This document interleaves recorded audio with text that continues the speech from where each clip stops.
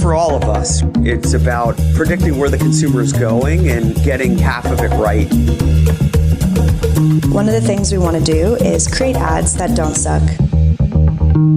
Embracing change creates great possibility.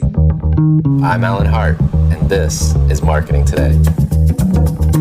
Today on the show, I've got a special treat. I have Kristin Warfield. She's the Vice President of Partnerships at Churchill Downs. She oversees a growing partnership program at the historic track that since 1875 has been the home of the Kentucky Derby. The Kentucky Derby happens this week as this podcast launches. We recorded this a couple weeks ago, but I encourage you to take a listen to this. If you're in the partnerships business, if you like racing, if you like a little bit of alcohol, some fashion, there's no better place, no better home than the Kentucky Derby. So I hope you enjoyed this conversation with Kristin Warfield. Kristin, welcome to the show. Thank you. Good morning. I'm excited to talk about the Derby and all things racing, etc. But before we go there, I've had people on this show that, had potential backup careers as a bartender, a farm stand salesperson. But I hear you've taken the cake. I hear that you have a backup career as Bingo the Clown. Do I have that right? Well, yeah, but hopefully, I really hope it never comes to that, where I have to go back to that. Although it was great while I was 16. So I got a job at a local restaurant. I was living in New York at the time, and my friend's older sister was working there, and they needed another hostess. And so I was thinking this was my first day on the job as a hostess at a restaurant. And they did little kids' birthday parties in the afternoons, and the clown didn't show up. And I guess this was my early demonstration of leadership skills. I don't know. I volunteered to be the clown. And apparently I was the best clown they had in a long time. And so I was then forevermore the clown. And I did clown parties as my first job. So it was actually kind of fun, but definitely not a career path that I would like to go back to. Well, you've got skills. You can always, if you ever need them, they're there, right? I can tie off a balloon, put it between my legs, and jump like the best of them. I'll tell you. I love it. Well, let's talk about your current job.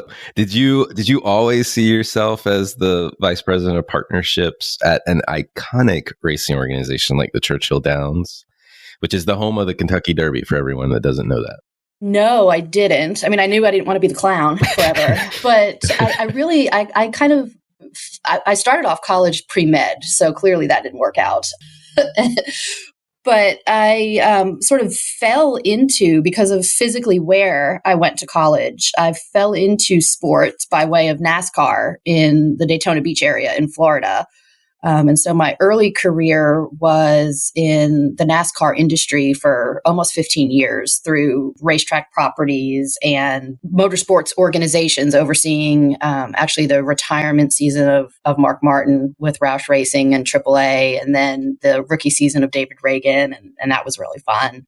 But no, I didn't see myself in sports at all. And then, here I am like 25 years into a sports career where I've gone from motorsports to action sports to horse racing, which has been really, really incredible. That's amazing. It's a small world. I grew up in North Carolina, in Concord, North Carolina. And so I, in the summers, would clean NASCAR racers' pools, from Rusty Wallace to Kenny Wallace to, and I guess I went to high school. His kids were a little younger than me, but Rusty Wallace's kids went to high school with me.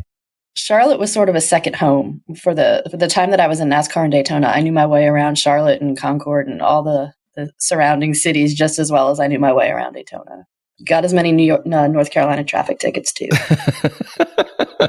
Yes, yeah. And I have my first traffic ticket. This is a way down the rabbit hole, but my first traffic ticket was between the what is now the Charlotte Motor Speedway and the university area where UNC Charlotte sits, because I was stocking grocery store shelves and trying to get from one store to the other, and the cops like to hang out right in that strip of Highway 29. Anyway, way off the rails now. Sorry. No, you're good. Let's talk Kentucky Derby. And What makes the Kentucky Derby so unique? So it's more than sports, right? And it's elements that I didn't realize until I got here, right? And so I came to Churchill Downs in 2009, and that was sort of the height of everything in sports at that point, right? And I figured, it's going to be so similar, right? It's 165,000 people. That's what NASCAR is, and I just didn't realize all the additional layers surrounding this event. It is more than sports. It's entertainment, it's lifestyle. It combines so many different passion points. There's fashion, there's food and drink, there's just all levels of entertainment that is so different. And I've been around the block to a lot of different sporting events, and I've seen nothing like this, and just sat there kind of with my jaw hanging open. I started about 2 weeks before the Kentucky Derby, the first year that I was here. And just sort of had the great opportunity to be at the track without too much responsibility that first year, to be able to absorb it and take it all in. And it was absolutely amazing. It's very different than NASCAR, to your point earlier. Like NASCAR, it's all about the race. Like you're literally watching a race for a couple hours, maybe longer sometimes, depending on how many wrecks there are. But I think we talked about before in another conversation that it's 2 minutes of racing every hour. So there's a lot of socializing going on. Yeah, it's a great forum, whether you're here to socialize or whether you're here for business entertainment. You really are. We've got 13 or 14 different races throughout the day, but that's still 30 minutes that you have to focus and pay attention in aggregate. So you've got this great environment to be able to do other things and still experience the full experience of the sport while you're there. And, there's not, whether you're with clients or with friends or with family, you've got all that downtime to take in the event and absorb all the things that are happening around the property, and different than anything else. Yeah, and not to mention, you get dressed up. I'm not in my t-shirts and my shorts and slinging my light beer cans around. Like it's high class, in my opinion.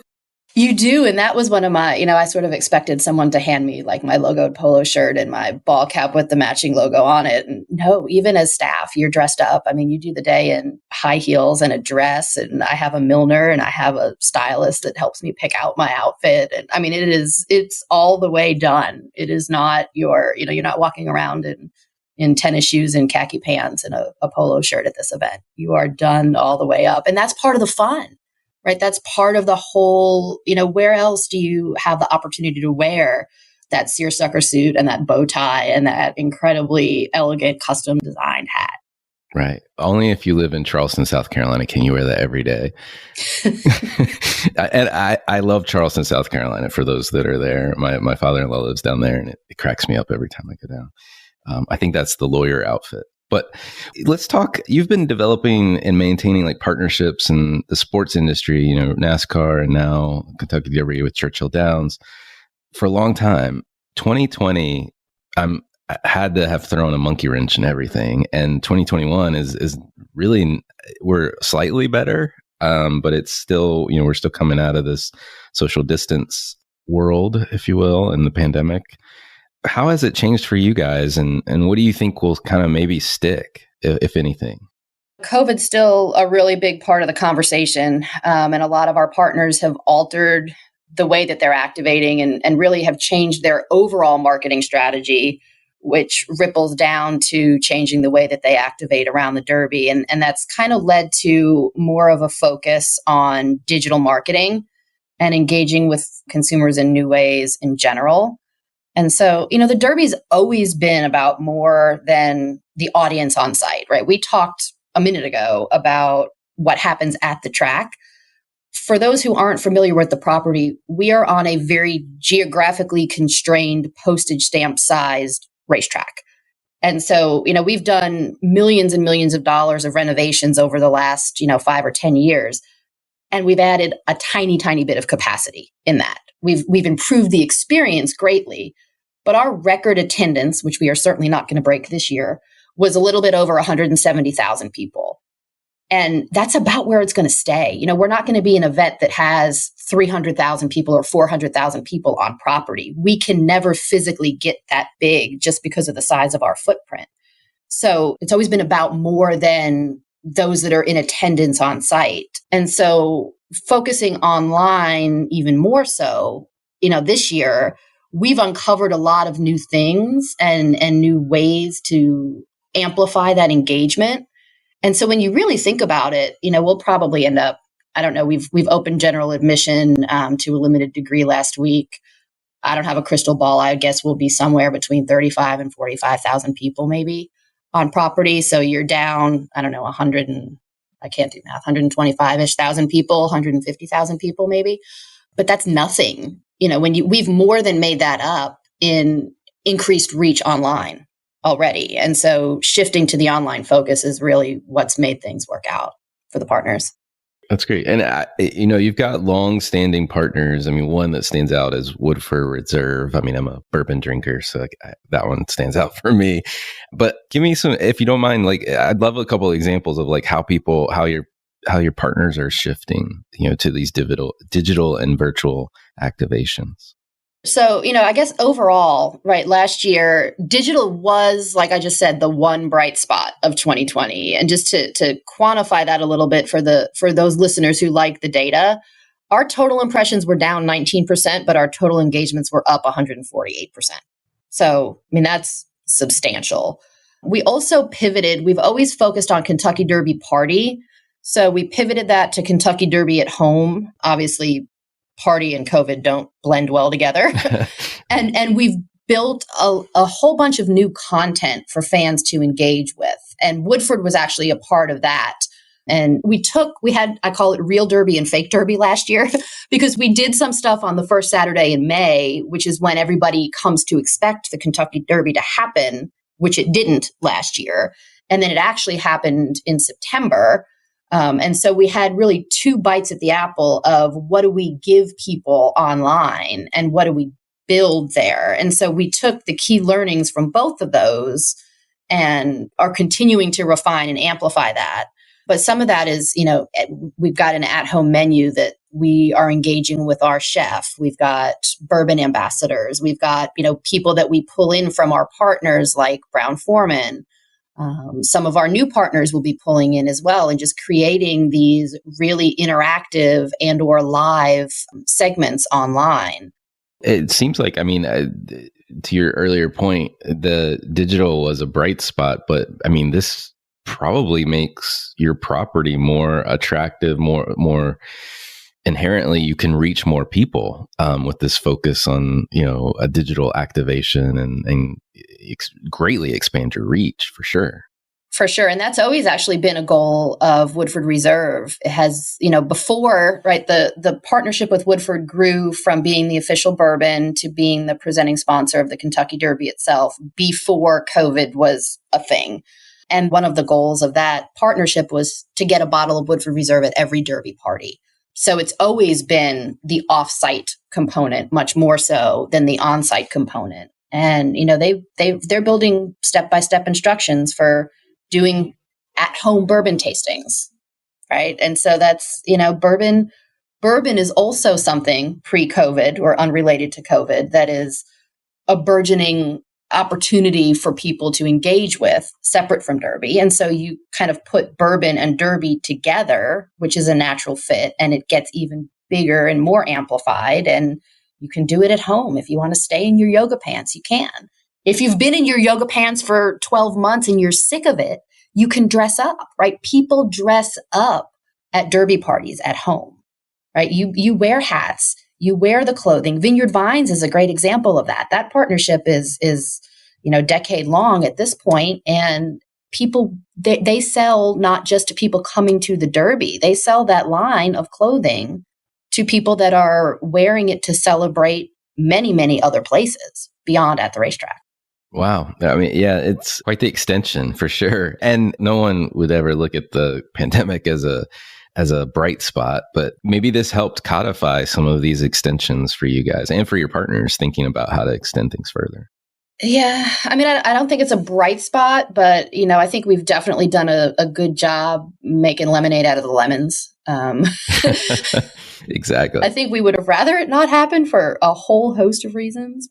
When we last talked, you mentioned cross collaborations, partners teaming up to do things together. Any examples come to mind as it relates to how that's taken place?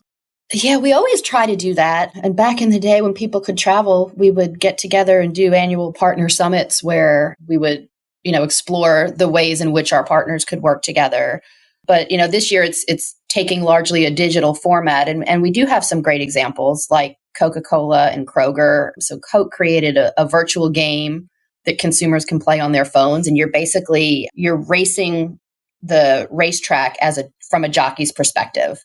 And you're winning Kroger prizes weekly. So on our opening night with our bugler, so we have Steve Buttleman is the official track bugler, and he's actually going to play it on opening night and on Derby Day, kind of live in competition with the fans. And so what has happened so far is leading up to these live competitions with Steve, which is kind of cute and creative and interesting and fun.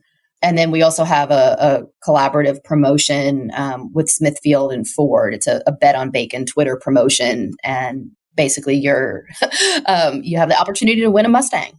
You've got all my favorite things now. You've got bourbon, bacon.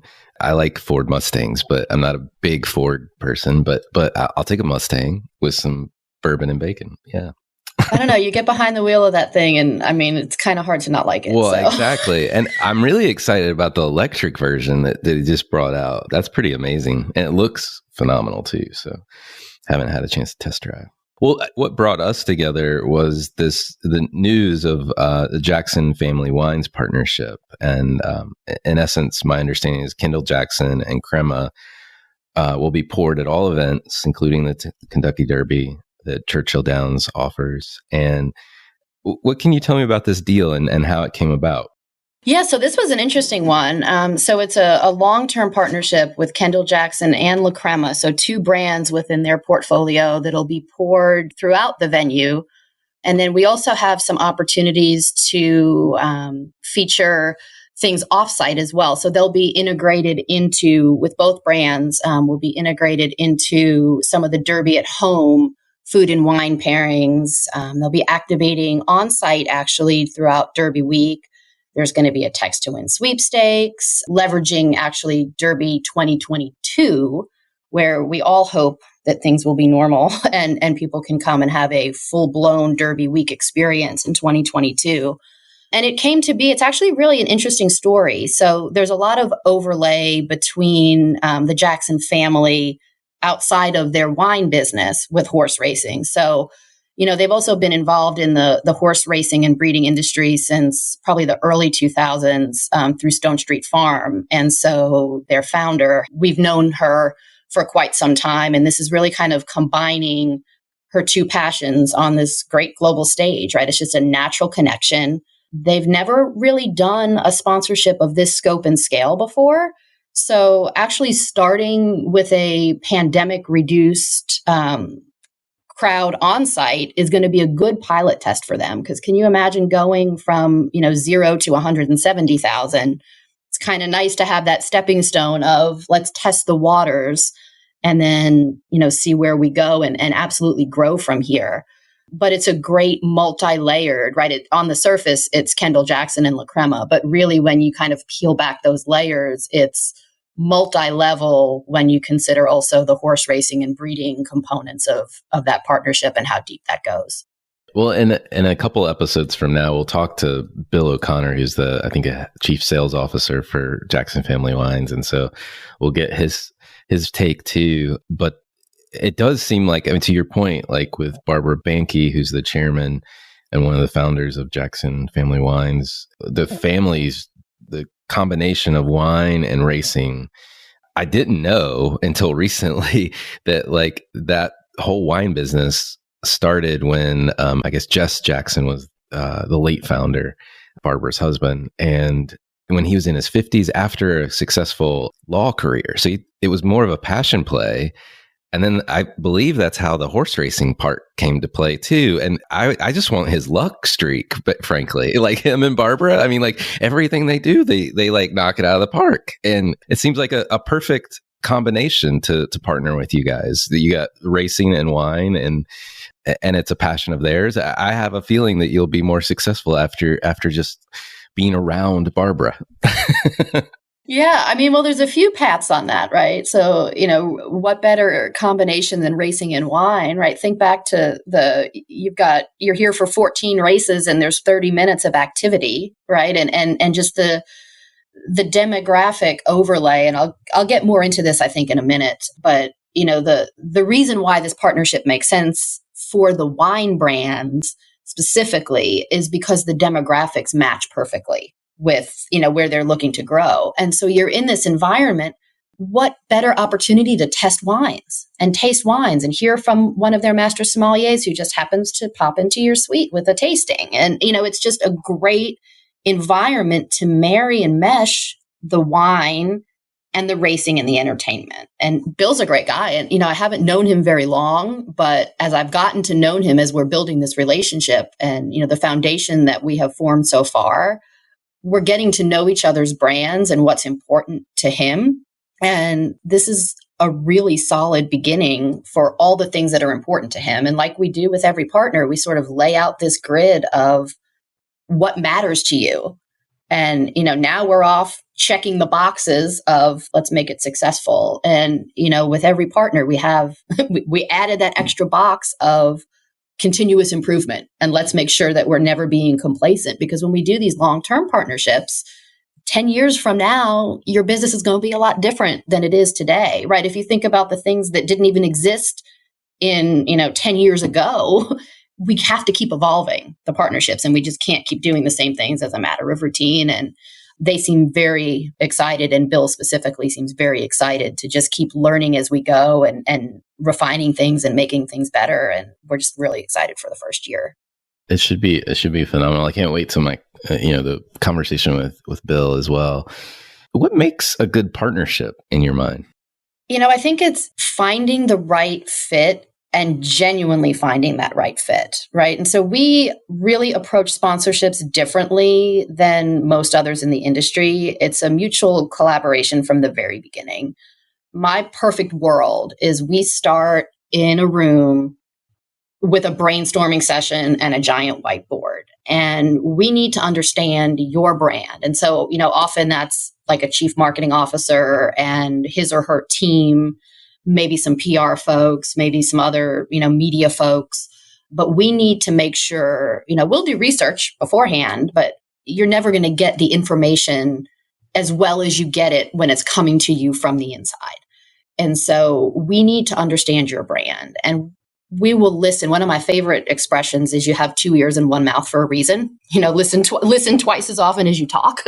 And so we will listen and process and take a lot of notes in these meetings. And then we will also share, the history of the Kentucky Derby and what our brand is about, and, the different pillars of our brand and the different paths that could go, could be explored from a brand connection standpoint. And then, we'll go back and ideate and kind of find those connection points and come back with an idea sharing of, hey, here are 5, 6, 7 things that we think might fit. We never start with, I need to sell this thing. Let me go see what brand I can sell this thing to. And that's very apparent when you come to the racetrack and look at how the different partnerships come to life.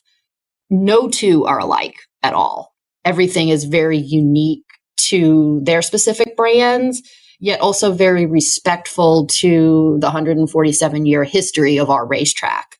My NASCAR branding did not translate to the Kentucky Derby branding. Let's just put it that way. Right. Yes, I know exactly what you mean. And for those, because this does make it outside of the NASCAR footprint in other parts of the world.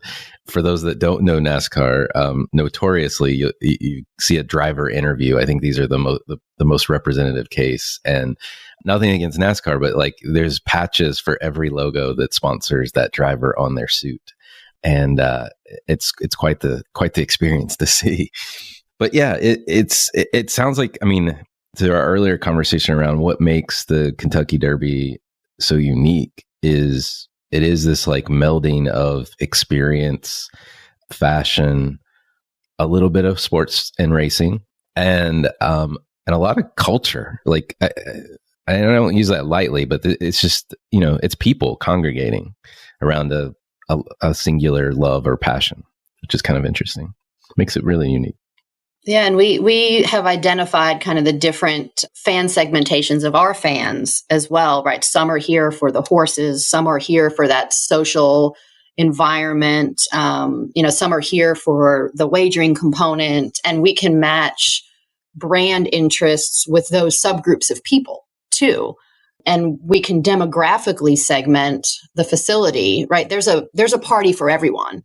And again, this is in a typical year, not in a COVID year. But, we've got, for example, a private jet partnership with Sentient Jet. And the audience that they're interested in speaking to is probably confined to about, 5 rooms of our. So the way that we're set up, we have a very large infield, which is general admission, where you have the opportunity. It's like a grounds pass in golf.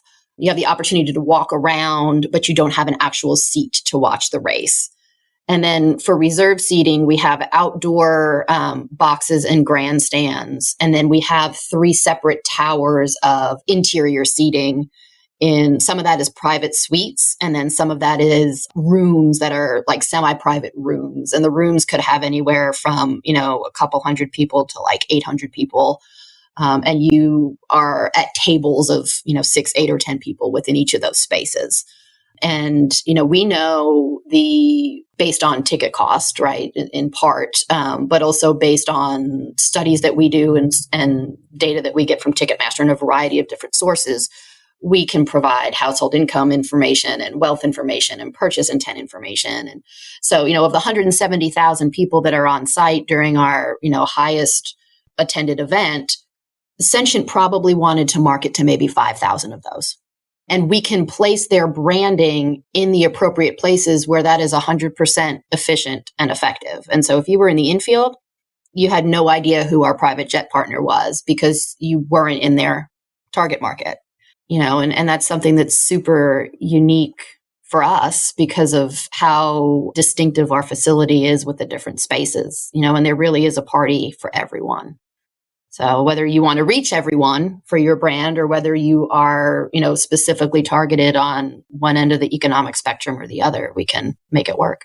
I'm sure a number of CMOs and marketers listening to this conversation, what advice would you give them? Like if they're focused on either identifying or negotiating a partnership deal, what advice do you have for them? My fellow salespeople will hate me for this, but insist on that type of joint planning, right? We are not in this for the short haul at all. And you should not be either, right? If you're going to form a relationship that's going to elevate your brand, you want to look at that as almost like a marriage. And you want to make sure that you are truly buying what you need and not just buying what someone is trying to sell you. And so, all of that exploration up front and clearly defining the goals up front and even the measures of success up front to whatever degree you can is very, very important. Because, what happens if you don't is you're 2 years into something and somebody's going to ask you to justify the spend. And if you haven't pre-established what those targets are, that's going to be a problem. So, you really have to think to the future in the very beginning of the partnership. That's great advice. I want to switch gears and get to know you a little bit better. We already know you have a backup career plan. I'm just picking. But I do love asking a number of questions just to kind of get to know you, a little step back from the racing and the Derby. And my favorite question to ask, frankly, is, was there an experience of your past that defines or makes up who you are today? I think it's not one specific experience, but it's a sort of amalgamation of a bunch of experiences and examples, right? I'm a quiet observer, and people leave impressions on other people, whether they know it or not.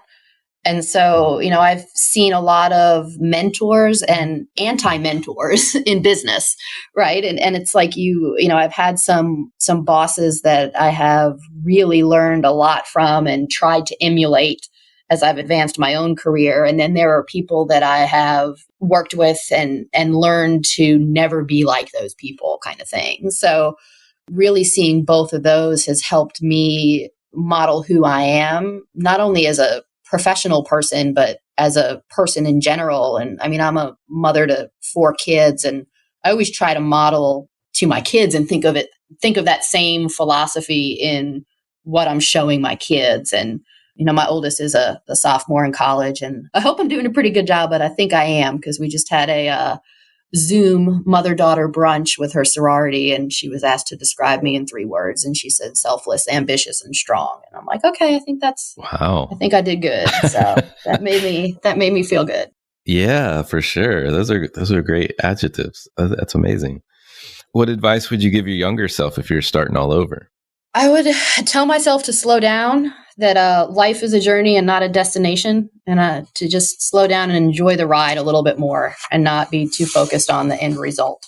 A silly question, but I like asking it because I never know what people have purchased in their lives that have helped impact them. But I'm curious if you have an impactful purchase of $100 or less in the last year. Yes, my air fryer. Tell me more about this. So I resisted. So I hate clutter in general, and especially on my kitchen counters. And so I resisted it for a long time because I'm like, I don't want something else that's like, my sister has one of every kitchen device, and, you know, they're all, and I'm like, God, your kitchen gives me anxiety. But then actually my college daughter has one in her sorority house and was like, we got to get an air fryer. I'm like, all right, fine. We'll get an air fryer. I mean, I use that thing twice a day. It's so easy. It's so healthy. And I love it. Everybody needs an air fryer, and it's worth the clutter on your counter. All right. I'll have to check that out. I've heard about them a lot, and people, to your point, like once you get one, people are really passionate about their air fryer. Yeah, I can't believe I'm saying this. Okay, I'm laughing at myself while we're having this conversation. No, it's funny. It's funny. I'm curious, you know, you obviously come in contact with a lot of brands, and I don't want you to feel like you're obligated to say the brands that you work with, but I'm just curious, as a person, you probably interact with a lot of brands yourself. Like you buy stuff, you watch what's going on around the world. Are there any brands or companies or causes that you follow or you think other people should be taking notice of? Yeah, I think I'm going to answer that with the cause question. And so, you know, I think our next generation is really, really, really important. And so I actually served for 7 years on the board of directors of a domestic violence shelter here in Louisville. And I learned a lot about the secondary effects of, you know, witnessing trauma, right? So if you're a child and you're watching bad things happen between your parents. But that actually it happens in any form of violence. And so protecting children against violence directly, and then the like generational repeat of that, right? So the indirect impact is if they're seeing violence all the time, even if the violence is not against them, the impact of that when they become adults is pretty awful. And so that's, you know, there's preventative things that can happen or actions that can be taken to protect kids and help them recover from that trauma that they've seen as a child so that they don't repeat that in the next generation. So I'm pretty passionate about that cause.